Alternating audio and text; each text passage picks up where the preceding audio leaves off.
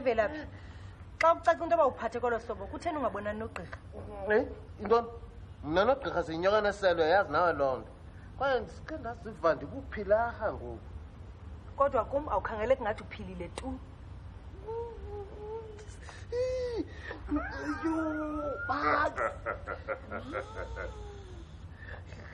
Velaphi kutheni mfowethu ngasibuye ngxoko nje? Yo, uphethwe sisisu. Shinthe ngathi zabambi lento. Ujuba khona omnye kwakho ozathi wala kahla ngomqolo. Wala kahla ngomqolo, uthini uthi wala kahla ngomqolo? Hayi kungoba ulefti naye nankwelele ngandletyana nye phaa esibhedlele sesisu. Ugqirha Phofu yena uthi i-appendix. Appendix. Yintoni le appendix? Ujuba awukeva nto tu nge-appendix. Hayi liqhumana mfondini apha ecaleni lesisu. Yo alibuhlungu. Esona thunukala nami. Xa livuthwa khona liba libomvu okwedanga nje.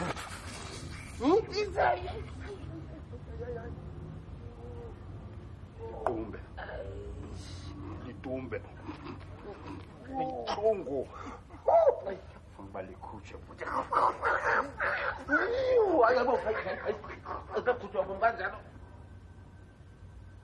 bathabathe ibhoze lingaka bawuhlinze kwenkomo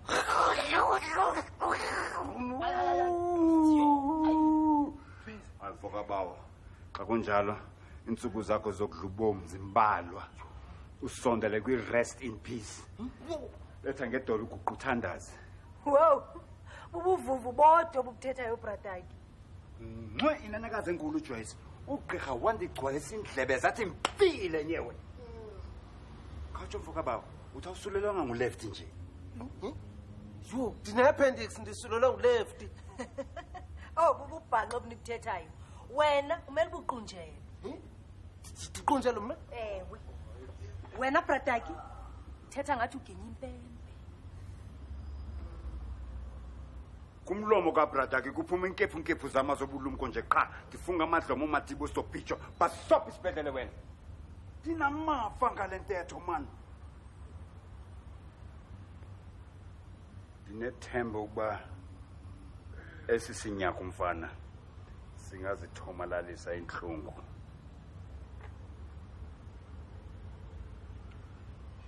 Ngamla.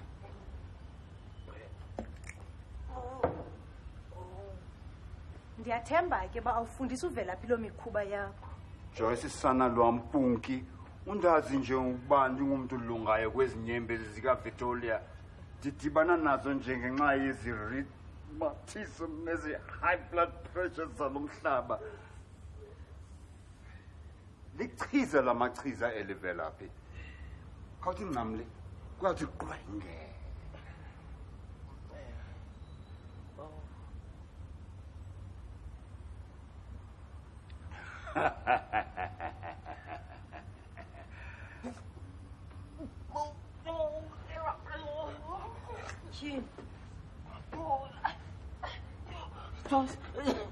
Uchuba eliyeza lama likuncedi nalo? Hayi mfoka bawo, uyi-hospital case.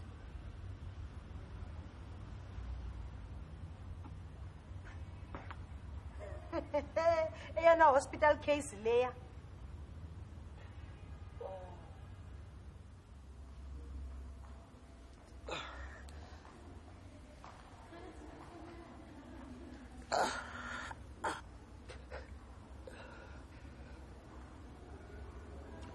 Akuhlushwa sisisu nje mnomzana Zola. Mnomzana Zola iyandikhathaza lento. Ingathi ayiyolanto ukuyigcina. Ndiqinisekile nokuba into endiyityileyo. Efuna uma ungcono ngoku i-results zami zoxilongo zinyanisile une-appendix. Ugqirha usoloko ethetha inyani. Kodwa inokuba ndiyifumene njani? Sukhathazeka ayosuleli lithunjana liyadumba sizalikhupha uphile. Ndixelele inyani gqirha, ndiza kuphila ixesha elingakanani? Mamela sizawukhawuleza silikhuphe uphile. ufuna ukundixelela into yokuba uzawundiqhaqha ke ngoku? Alikho elinye icebo. Alikho. Hayi, ndiqinisekile nokuba yinto endiyitshileyo ndiza kuchacha kungekudala. Andifuni ukwenziwa qaqo. Ndaske ndiyixelele uba mayisuke kuma ndingomhlobo wayo. Hayi. Sukhathazeka uzawuphila.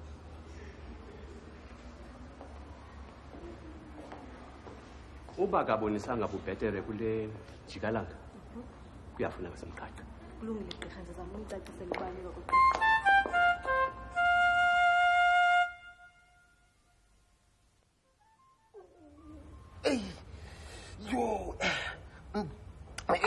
Joyce khawutsho man. Ingaba yinyani le ndiva ithethwa ngubrother kuba mna ne-appendix ndisulelwe nguleft? Hayi Velaphi, ayisuleli appendix. Tyhini, khawume kancinci. Uyazi uba neyeze endinalo apha ebendikhe ndalisebenzisa kwezi nyanga eziphelileyo. Oh. Khawume. Eke. Ya, uba ngabalincedi kuyafuneka ubonane nogqirha. Inkosi. Velaphi? Usele emsebenzini ngoku? Hayi mnumzana akaphilanga uVelaphi. Oh, yenza lento ke? Phumla nje kancinci. Wawuziva ubhetere uye pha kume ofisini. Wakhona umsebenzi endifuna ukunika wona. Kulungile Mhlakazi.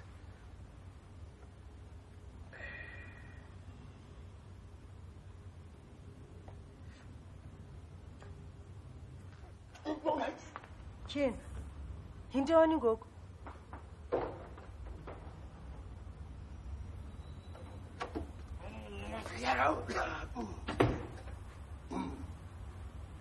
Uziva bhetele ke ngoku? Ngumqabaqaba igqabi levinika. Waye noba ibintsholo befaka kulaa bhotile ubukho bayo bundincedile. Eke, hamba ke ngoku. Uye kumnumzana Hluli. Oh. Velaphi? Wakugqiba ubuye uze ngapha. Iipasile zakho ndizilungisile. Hayi, kulungile Joyce. Ngena. Mhlakazi. Velaphi? Mhlakazi. Umhlobo wami wenene usesibhedlela. Oh. Ngoko ke bendifuna undigqithiselele pasile kuye. Oh, ngaba ke ngumongikazi. Hayi Velaphi man. Awungumongikazi, sisigulane. Ngoko ke uthi kuye ndithi ngale pasile makaphile. Xa ufika pha esibhedlela ubuze iward alele kuyo inkosazana ntoni. Umqeba ndizazombona ngale njikalanga. Wena. Kulungile Mhlekazi. Velaphi? Mhlekazi. Ungalibala umsebenzi wakho. Kulungile Mhlekazi, andizolibala. Joyce, ngaba ziretha za delivery sindihamba ngoku. Hey. Suka. Nazi invoices za deliveries. Ubradaki sezithathile ezininzi zimbalwe esiseleyo. Oh, hayi ke. Kulungile ke nkosazana yam. Hey.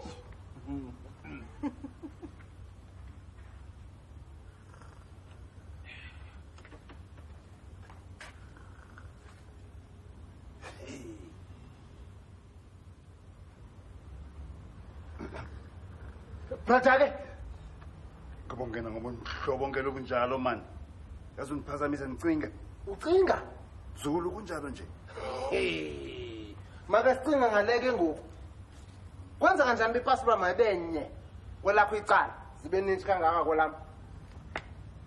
Jini. Yazi binyanisile. Kwenzeke njani bethu? Nangizoke senzekile khawutsho. Ndicinga ukuba uJoyce ubundithandarha. Uthe makandivele. Ngenxa yokuba ndisebenzisa ingqondo kakhulu kangaka. Awucinge njalo nawe? Hayi mina ndiyacinga noba uBradaki ubone makasikhethele inqatha 8 ayeke isihlunu esi. Uthathe zonke ezakhe ipasilo zikhupha zonke wazozibeka kwelami icala. Nansi into enzekile qha ke. Hayi man Velaphi into embi enjalo ningathini yenza man? Nansi senzekile. Yazi ntoni? Ukufuna undinika ibenye noba zibe mbini. Thetha man Velaphi. Thingumhlobo wakho mos. Hayi kulungile Bradaki ndiyakufa. Both benikwazi uba akunakundiyekela nje wena. Tu. Kangangento yoba ke ndiyabulela. My pleasure, my boy. Ndingumuntu ke sendleleni bethu. Uyawuhamba kakuhlekene zakho ke brother ke. Oh.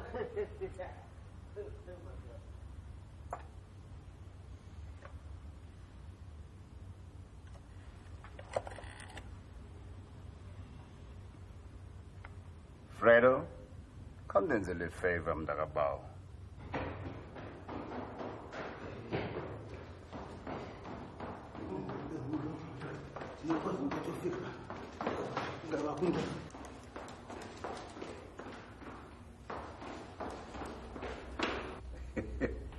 Hayi ndakuva brother. Akukhathazeki wena. Yekela nje yonke into apha kum. Kahle. Ndanakwisihla. Ulungile wena. Sabenduze kuwe.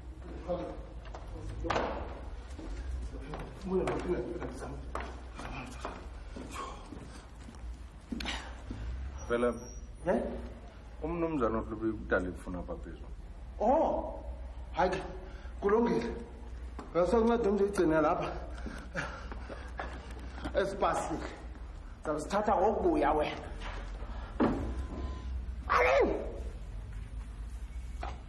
Sanibulala ke zathi. Hayi ndiyayiqonda nami lo.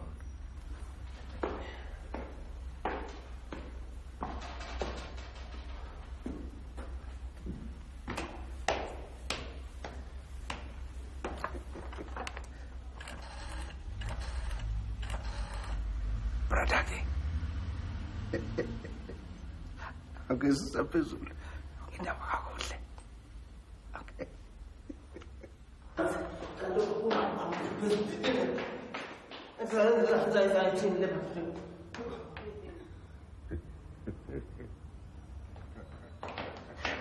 Kelaphi? Uyaphi mfoneni umnumzana uhlube ehlile nje edansezi uyifuna wena? Ubheke ezantsi uyofuna mna? Ngibone siyakhona. Hey, kama ngcono.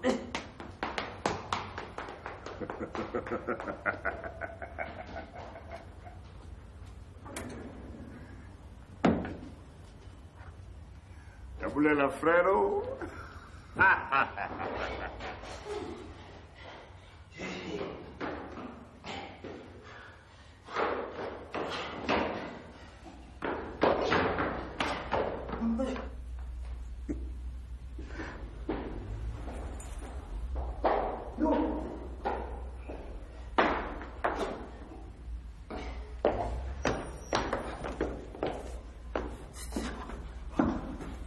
Yivela. Umnumzana uhlube kudala ukufana nezapha sizithathile wenyuka nazo. Unyuka nayo? Phezulu ndithetha nje. Wow.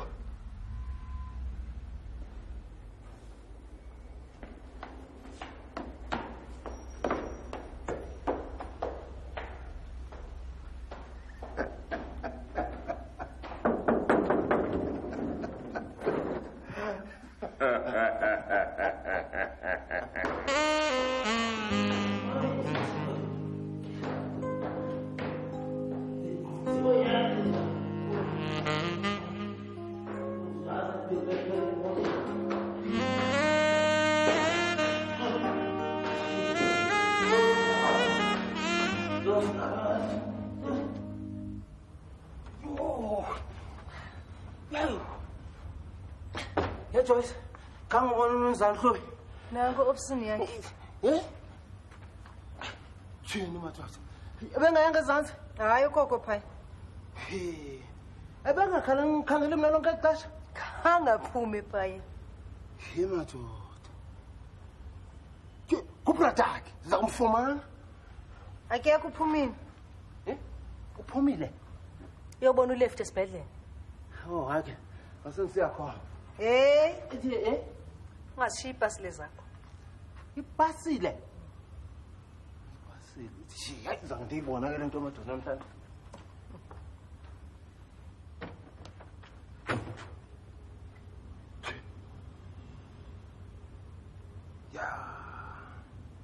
Yabona wena Bradaki? imini yakho inye ndokuqalela ndiza kufumana njani ndawusoze ndikuyeka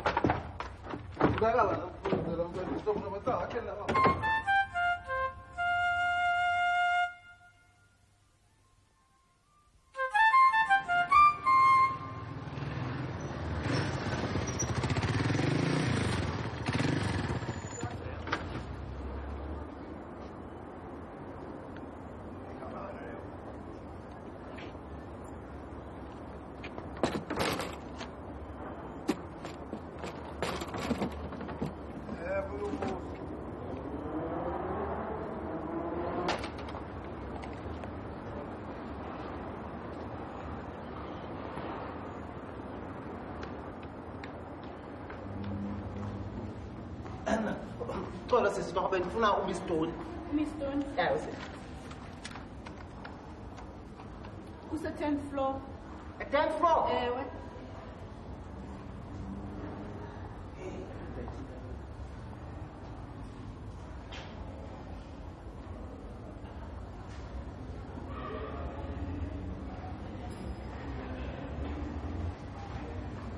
Sebenzisa ilift kuphela. Intoni? Sebenzisa ilift kuphela. Ilifti? Ewe, ilift yodwa esebenzayo. Nansi ilift.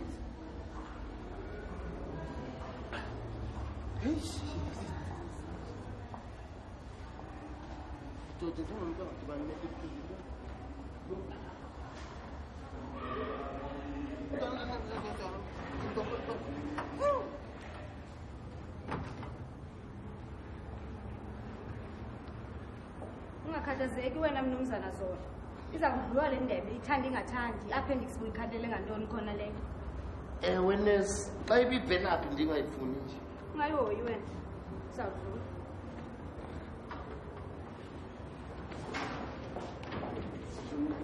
Efundini khalezo. Bambile yena kancinci uyaphumla ndithathe i-wheelchair.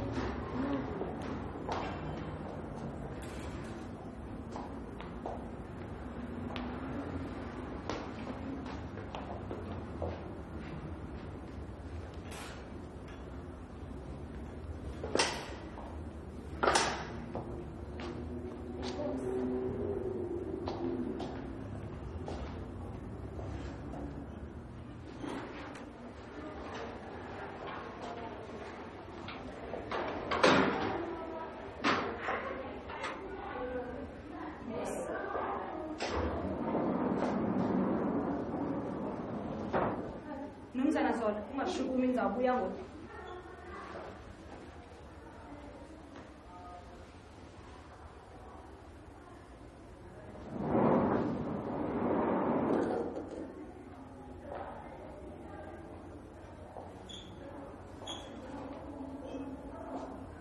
Hlala apha ngokukhululeka ndizakufunela ugqirha ngoku.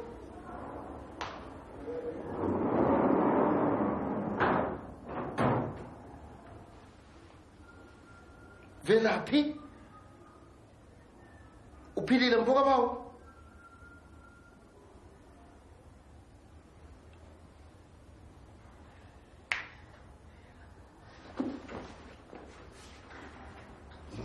Funa. Wenza le nto kuwe.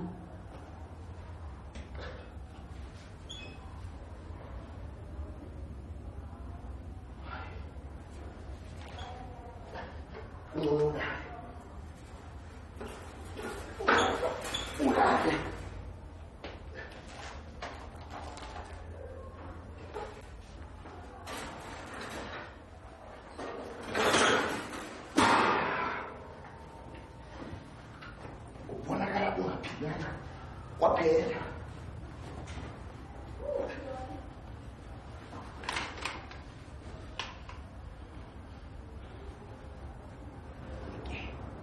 Kufuneka intloko isoloko ifudumele.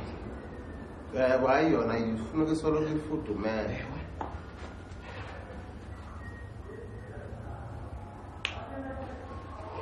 Ukuba ngokulinda umzuzwana inesi iza kuphilisa.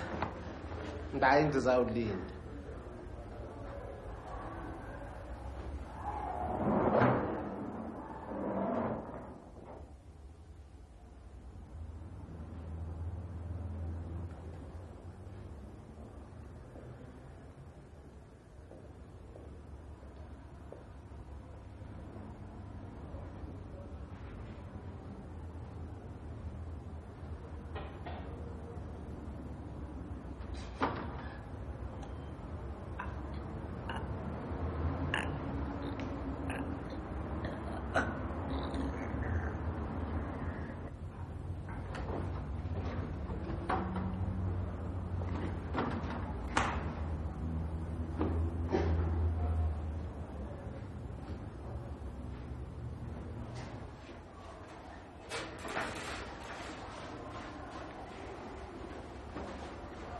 ungakhathazeki wena kungekudala uzawulunga yiza Enkosi.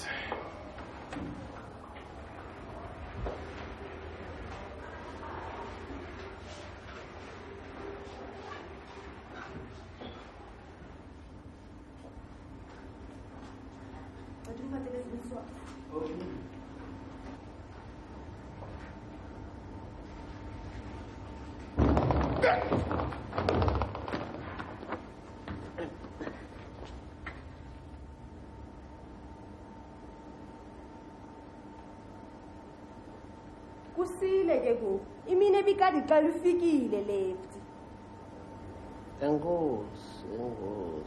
Left. uza kulala ke ngoku siza kuyikhupha le appendix yakho Appendix. ewe uyagula yaye ugqirha uza kunceda guquka ndikutofa Gulabi.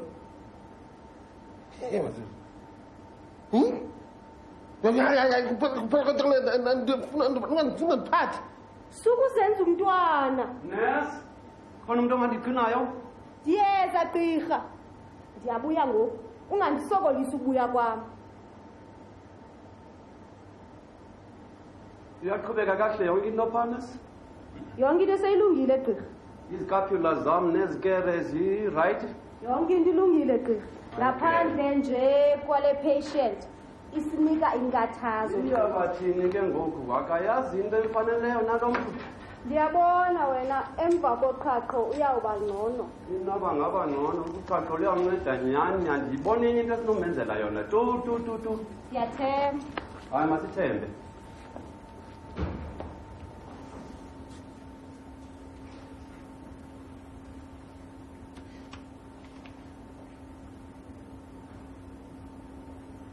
Well, I tried a gastroscopy, but I couldn't get past the duodenum. You should have tried a barium enema. I couldn't. He's got bronchial pneumonia. The next best thing was a colonoscopy or a sigmoidoscope. What happened to the patient with a strangulated hernia? Oh, I'm afraid he died. Complications.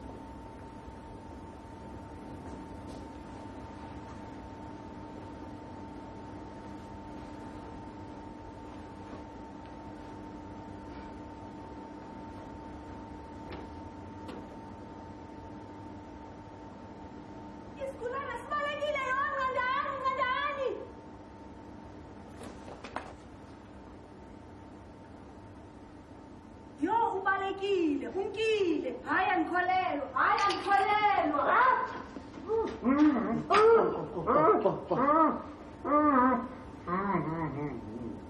utheni late nje uprofessor awande ulibele phi professor besituma uzowenza uqhaqho namhlanje mna ke ndingulinda bhutomane Udaphi ukwazi. sivile ukusebenza nawe kule ward sivile ngomsebenzi obalulekileyo wenzayo gqirha besithetha ngonkosazana ntoni esasigulana sisekugqibeleni phaya ngeli xa besikulindile besicinga une-strangulated hernia with complications caused by her spastic colon. ingakunjalo professor Absolutely right, it's her strangulated plastic colon. benditshilo yo phantsi kwebhedi utheni ke ngulwana professor awucingi uba fanele uyojonga gqirha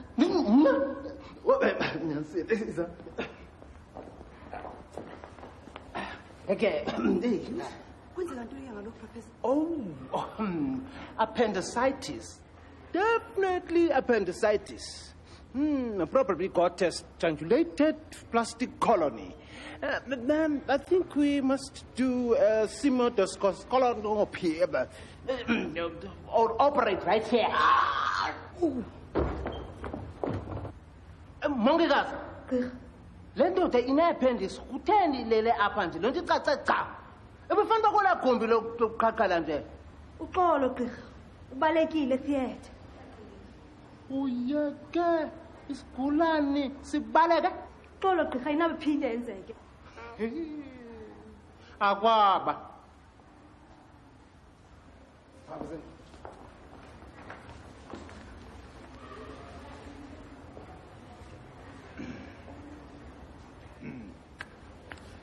umaze Ucabanga ntoni ukuba ubephethwe yintoni ungakhange umxilonge nje? Oh, ngamava eminyaka ntombam. Ndineminyaka ndinamava. Waysigqithele phaa nkosazi intoni? Ukujonga uphethwe yintoni na gqirha? Oh, kulungile sangapha. It would appear that you are correct, my students. I think we better do a gastroscopy or an enemy to the duodenum in conjunction with a broken pneumonia of the plastic colon. Velaphi?